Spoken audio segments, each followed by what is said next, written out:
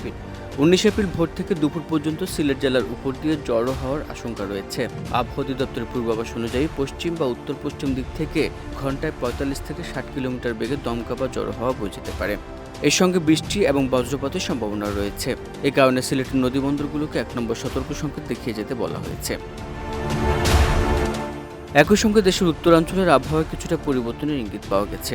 রংপুর, ময়মনসিংহ ও সিলেট বিভাগের দিনের তাপমাত্রা 1 থেকে 3 ডিগ্রি সেলসিয়াস পর্যন্ত কমতে পারে এবং রাতের তাপমাত্রাও সামান্য হ্রাস পেতে পারে। তবে দেশের অন্যান্য অঞ্চলে তাপমাত্রা প্রায় অপরিবর্তিত থাকার সম্ভাবনা রয়েছে। এদিকে 19 এপ্রিল সন্ধ্যা 6টা পর্যন্ত আবহাওয়ার পূর্বাভাসে বলা হয়েছে, রংপুর, ময়মনসিংহ ও সিলেট বিভাগের কিছু কিছু এলাকায় দমকা হাওয়া, বিদ্যুৎ চমকানো সহ বৃষ্টি বা বজ্রবৃষ্টি হতে পারে। পাশাপাশি রাজশাহী, ঢাকা, খুলনা ও চট্টগ্রাম বিভাগের 2-1 জায়গাতেও একই ধরনের আবহাওয়া দেখা যেতে পারে। কোথাও কোথাও বিচ্ছিন্নভাবে শিলাবৃষ্টিও হতে পারে।